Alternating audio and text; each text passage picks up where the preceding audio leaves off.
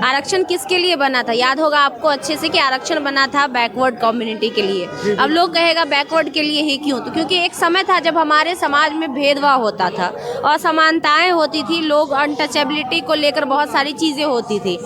आप कहिएगा कैसे? तो एक छोटा सा एग्जाम्पल है। आज भी आप बताइए ना, आपकी बिरादरी अगर कोई होगी, क्या आपके पापा, आपके पिताजी, आपके दादाजी अपने बेटी या बेटे का शादी दूसरे बिरादरी से आसानी से कर देंगे? नहीं करेंगे। या फिर कोई भी जो फॉरवर्ड कम्युनिटी के लोग हो, उनको अगर कहा जाए कि आप अपनी बेटी की शादी किसी बैकवर्ड समाज के लड़के से कर दीजिए, तो वो नहीं करेंगे। नमस्कार, मैं धर्मेंद्र कुमार, आप देख रहे हैं रनआउट न्यूज। अभी हम मौजूद पटना में। बताना चाहूँगा, सुप्रीम कोर्ट का जो बयान आया है क्रीमी लेयर वाला, SC ST का जो आरक्षण का जो कोटे में कोटा होना चाहिए, उसी पर हम बातचीत करेंगे। आज हमारे साथ लाइव लॉन्ग का संपादक खुशबू राय हैं, इनसे बातचीत करेंगे और समझेंगे क्या कैसे देखते हैं आरक्षण के मामले को। सबसे पहले आपका स्वागत है। बहुत बहुत धन्यवाद आपका।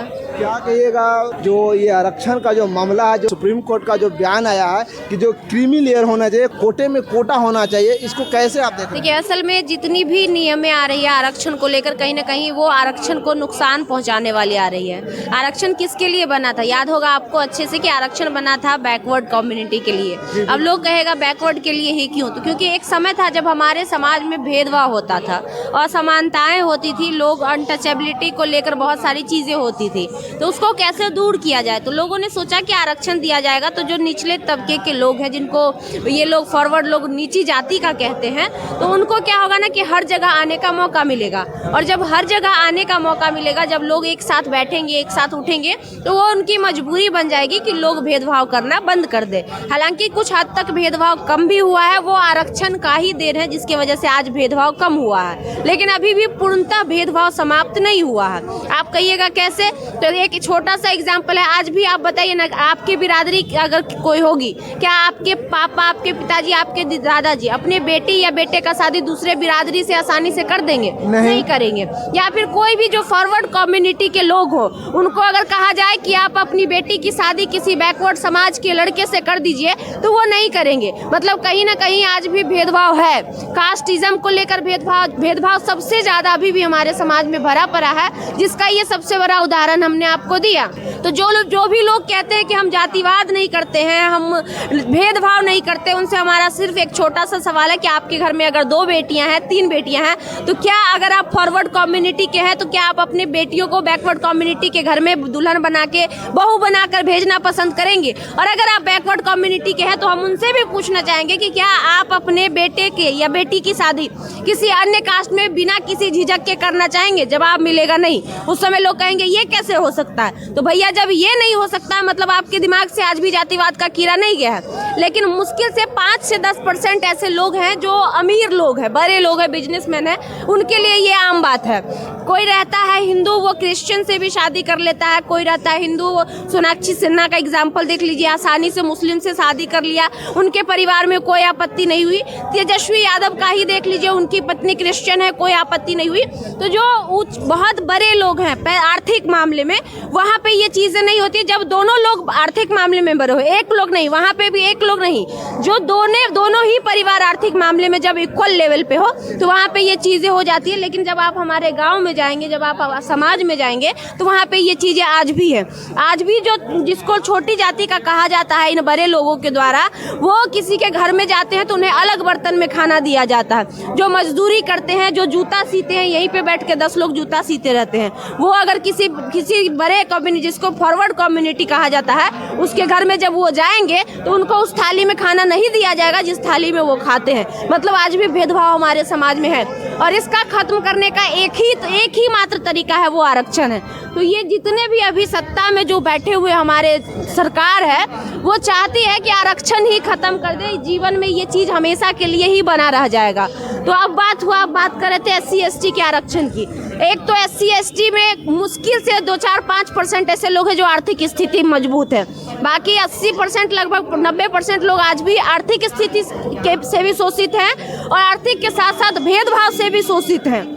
तो जब यहीं से शुरू हो जाएगा तो अब कह रहे हैं कि उसमें से भी वर्गीकरण करेंगे, उसमें से भी छटैया करेंगे। मतलब मान के चलिए उनके लिए जो सीटें आएंगी और अगर उसमें वो कैपेबल नहीं होंगे तो बहुत सारे ऐसे भी लोग होंगे जो कैपेबल होंगे, वो तो छट जाएंगे, तो अभी भी उसमें वहाँ जगह खाली रह जाएगा, तो जो आने वाले भी लोग होंगे वो भी नहीं आ पाएंगे। तो यही रीज़न है कि कैसे आरक्षण को खत्म किया जाए। तो सबसे पहला तरीका प्राइवेटाइजेशन कर दिए। प्राइवेटाइजेशन में आरक्षण का फायदा किसी को नहीं मिलेगा, तो आरक्षण खत्म करेंगे तो जान रहा है देश का जनता विद्रोह करेगी, तो घुमा दिए चीज़ों को कि प्राइवेटाइजेशन कर दो। प्राइवेटाइजेशन करके आरक्षण खत्म कर दिए। बिहार में बढ़ा हुआ आरक्षण जो 65% बढ़ाया गया था महागठबंधन की सरकार में, उसको इन्होंने रद्द करवा दिया, हाई कोर्ट से लेके सुप्रीम कोर्ट तक। और रद्द करवाने वाले कोई और नहीं है, हमारे पास पूरा डेटा है, कहिएगा हम आपको भेज देंगे।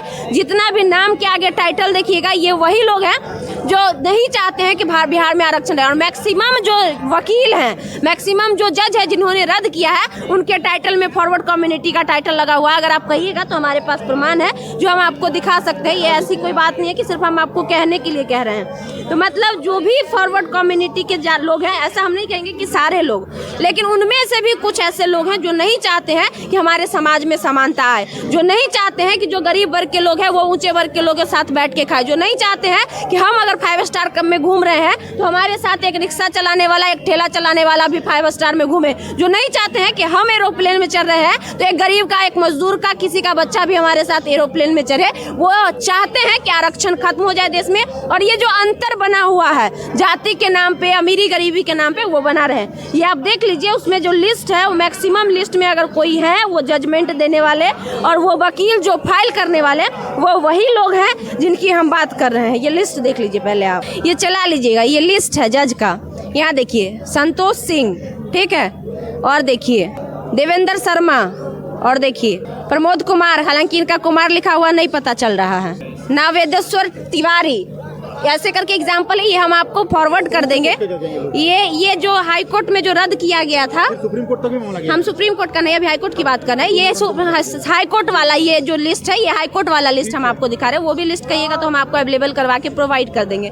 तो ये वही लोग हैं जो नहीं चाहते हैं कि हमारे जो समाज में जो पिछड़े पैदान पे लोग हैं वो आगे आए। और यही रीजन है कि हर नए तरीका अप्लाई किया जाता है कि आरक्षण को कैसे खत्म कर दिया जाए। तो ये SC ST वाला जो मामला आया है, इसमें भी वही है कि कुछ लोगों को उससे क्या कर दिया जाए, हटा दिया जाए। भारत के संविधान में जो आरक्षण का प्रावधान है अनटचेबिलिटी के आधार पर है, लेकिन EWS के तहत जब स्वर्ण समाज को आरक्षण 10% दे दिया जाता है संविधान के खिलाफ, तो किसी को दिक्कत नहीं है। लेकिन जब SC ST का जो आरक्षण का प्रावधान है, लेकिन उसमें सुप्रीम कोर्ट हस्तक्षेप करते हैं, क्रीमी लेयर लाकर, सिस्टम को लाकर लोगों को बाहर करते हैं, क्या कितना सही है या गलत है? आप समझिए ना, वो जो पीठासीन का जो बना है 7 लोगों का, जिसमें 6:1 है, उसमें कितने लोगों को अनुपात दिया गया? 1 लोग उसमें है, बाकी 6 लोग तो वही बैठे हुए हैं। जब वही 6 लोग बैठे हुए हैं तो डिसीजन भी वो वही करेंगे ना जो जिसमें उनके फायदे की बात हो। वो तो करेंगे नहीं सामने वाले की फायदे की बात देखकर। जब आप बात कर रहे हैं आर्थिक स्थिति पे, तो 6 लोग आप बैठे हुए हैं ना, उसमें जितनी हिस्सेदारी 90% 9 गो, 5 गो इधर का बैठाइए, 1 गो आप बैठिए, फिर डिसीजन लीजिए, तब ना सही डिसीजन निकलेगा उसके हिसाब से। लेकिन आप क्या अनुपात है आपका? 50-50 भी नहीं है हमारा, 6:1 है।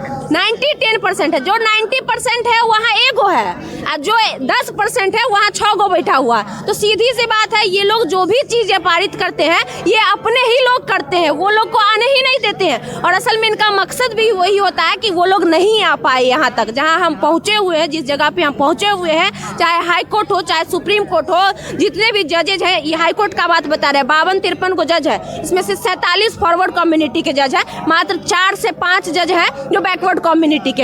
ऐसा तो नहीं है कि पूरे बिहार में कोई बैकवर्ड कम्युनिटी का बेटा पढ़ा लिखा नहीं होगा, ऐसा तो नहीं हो सकता है। लेकिन वो वहां तक इसलिए नहीं पहुंच पा रहे हैं, जो परिवारवाद का बात ये लोग राजनीति में करते हैं ना, वो परिवारवाद चलता है सुप्रीम कोर्ट और हाई कोर्ट में, वो परिवारवाद चलता है। और किस प्रकार से चलता है वो बहुत लंबा, हम समझाएंगे तो बहुत लंबा प्रक्रिया हो जाएगा कि बाप हटता है तो बेटा को कैसे घुसाता है, और बेटा हटता है तो पोता को कैसे घुसाता है। ये सिस्टम वहां पे चल रहा रहा है। तो लोगों को राजनीति दिख रही है क्योंकि राजनीति आसान हो गया, सबको दिख रहा है। लेकिन जो नहीं दिख रहा है वो हाई कोर्ट है, वो सुप्रीम कोर्ट है, वो बड़े बड़े पदाधिकारी के सीटें हैं जहाँ पे इस तरह के हर रोज होते हैं और लोगों को कोई पता नहीं चलता है। तो सिंपल सी बात है, जो 6 लोग वो बैठे हुए हैं वो वैसे ही नियम लाएंगे ना जो उनके पक्ष में हो, जो उनके फेवर में हो। यही बात है। बड़े नेता भी हो, चाहे हाई कोर्ट का जज हो, चाहे सुप्रीम कोर्ट का जज हो, उनको क्या ये SC ST का आरक्षण दिखता है, लेकिन उनको कॉलेजियम सिस्टम क्यों नहीं दिखता है? फिर वही बात देखिए, जो सत्ता पक्ष में होता है, सत्ता पक्ष में भी ऐसा नहीं है कि बैकवर्ड नहीं है, लेकिन यहाँ पे लोग स्वार्थी हो चुके हैं, सिर्फ अपना फायदा देखते हैं। हमको फायदा मिल रहा है ना। भारतीय जनता पार्टी क्या कहती है? सबका साथ सबका विकास।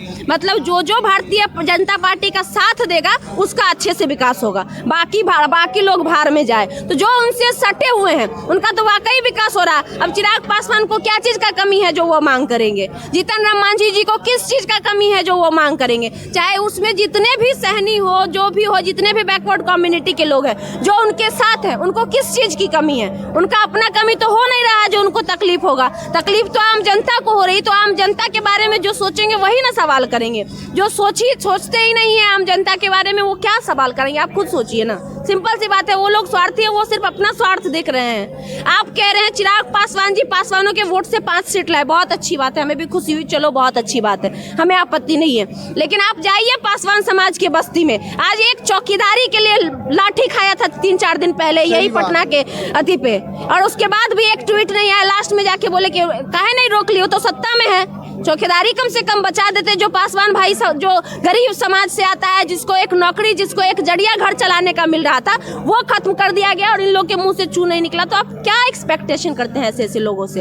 वो चाहते ही नहीं है कि हम और आप और गरीब के लोग वहां तक पहुंचे। उसमें वो भी शामिल है क्योंकि वो सिर्फ और सिर्फ नाम के आगे टाइटल इसलिए पासवान इस्तेमाल करते हैं ताकि वो इसका फायदा ले सके, ताकि वो पासवान समाज को बेवकूफ बना सके, ताकि वो पासवान समाज का इस्तेमाल करके खुद अपने मलाई मारते रहे। सिर्फ इसलिए, हकीकत सिर्फ इतना होता है। तो यही हाल है कि जो वहाँ पे लोग बैठे हैं वैसे ही लोग बैठे हैं। हमारे बातचीत पे आप क्या सोचते हैं? अपनी प्रतिक्रिया जरूर दें। जब तक के लिए जय भीम, जय भारत।